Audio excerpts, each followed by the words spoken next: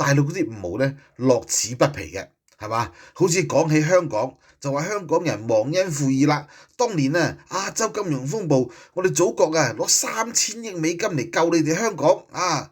喂，講埋啲大話都夠膽死嘅。好啦，呢啲大話咧講到咧，所有嘅文圈都信晒，連江峰啊等等，就算郭文貴做節目都攞出嚟講，就話咧係啊，香港人都係好忘恩負義嘅，當年中央都係攞錢嚟救佢哋。好啦，喂，郭文貴搞乜撚嘢爆料革命啊？你連呢啲咁嘅資料你都喺度唔傳，跟住咧都唔係唔傳，可能都特登嘅，係嘛？本身佢都係中共嘅間諜。好啦，跟住連江峰啊，好多嗰啲喺美國嗰啲叫做咧，佢哋都會講錯，都會俾人誤導咗喎。佢哋以為係真嘅喎，係嘛？唔止一個啊，好多個係嗰啲叫做民運大 V 啊、法輪功嗰啲咁嘅名嘴啊，都係引用中共嗰啲咁嘅大話。